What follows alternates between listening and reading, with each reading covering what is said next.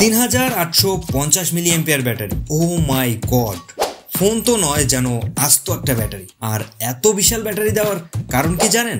এ phone দিয়ে যে কোনো ডিভাইসে আপনারা চার্জ দিতে পারবেন। এটা ছোটখাটো একটা পাওয়ার ব্যাংক। সো বলছিলাম সিম্ফনি ফায়ার 30 ফোনটির কথা, যেটি কিছুদিন আগে বাজারে লঞ্চ হলো অ্যান্ড সিম্ফনি বায়ো সিরিজের প্রথম মডেল, যার প্রাইস রাখা হয়েছে মাত্র 1650 টাকা। সো প্রাইস তো শুনলেন, যেহেতু নতুন সিরিজের প্রথম ফোন এটি, তাই এই ফোনটি সম্পর্কে জানার আগ্রহ সবার বেশি। আজকে আমার এই ভিডিওতে এই ফোনটি ব্যবহার করার পর ভালো দিক এবং খারাপ দিকগুলো জানাবো।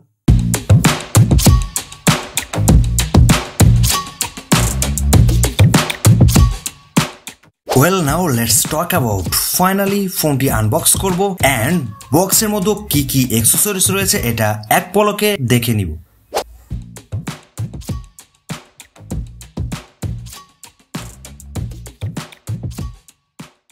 ওকে, শুরুতে বলি সিম্ফনি ফায়ার 30 ফোনটি শাইনি ব্ল্যাক অ্যান্ড গ্রিন এই দুটি কালার ভেরিয়েন্টে পেয়ে যাবেন।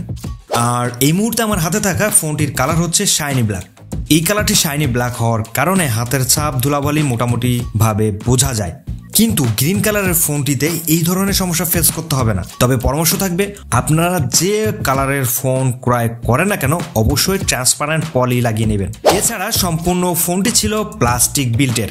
ফোনটির থিকনেস যেহেতু 14.8 মিলিমিটার, সেহেতু বুঝতে পারছেন ফোনটি কিছুটা মোটাসোটা। বিশাল ব্যাটারির ফোন, বোঝেনি তো। এই জন্য সিম্ফনি ফায়ার 30 ফোনটি আমাকে খুব একটা ইমপ্রেস করতে পারেনি। ডিজাইন সেই এল সিরিজের ফোনের মতো রয়েছে।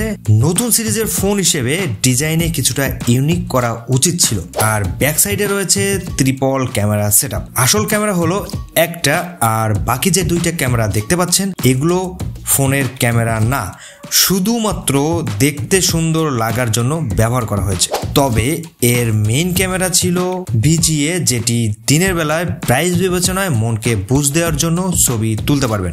এবার চলে আসি ফোনটির ফ্রন্টে।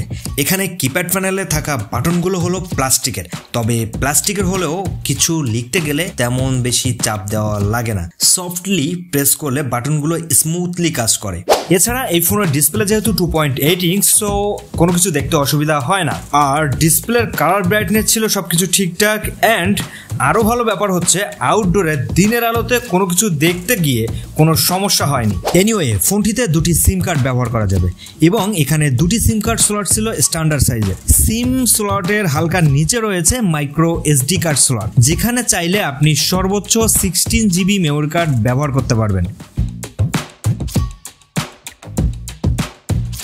এক্স্যাক্টলি এখন কথা বলবো ফোনটির পোর্টস অ্যান্ড বাটন নিয়ে। ফোনটির নিচের দিকে রয়েছে type B charging port and তার পাশেই রয়েছে 3mm একটা হেডফোন পোর্ট অ্যান্ড সামনের দিকে রয়েছে দুইটা টর্চ লাইট, যেটা দেখতে খুবই বিশ্রী। তবে প্রজেক্টর সিস্টেমে যদি লাইটটা দিত তাহলে অনেক বেটার মনে হতো। তবে এখানে একটা কথা না বললেই নয়, এই ফোনটির টর্চ লাইটের জ্যোতিটা অনেক বেশি। যারা টর্চ লাইট লাভার রয়েছেন তাদের জন্য বেস্ট একটা ডিভাইস হবে এই ফোনটি। ফাইনালি এবার কথা বলবো phone book and message capacity নিয়ে, যে জিনিসটা আমাকে বেশ হতাশ করেছে। ফোন বুক ক্যাপাসিটি ছিল 500 অ্যান্ড মেসেজ ক্যাপাসিটি ছিল 300। এই ব্যাপারটা বেশ হতাশাজনক আমার কাছে মনে হয়েছে। গাইজ, আপনাদের কি মনে হয় আপনারা অবশ্যই কমেন্ট বক্সে জানাবেন। সো আমি চেষ্টা করছি আমার মতো করে আপনাদের ধারণা দেওয়ার জন্য। আশা করি ভালো লেগেছে। যদি আপনারা কেউ প্রোডাক্ট নিতে চান তাহলে আমাদের স্ক্রিনে দেওয়া নাম্বারে কল করুন। আজকের মতো এখানে বিদায় নিচ্ছি। আমি Subir, take care, bye by.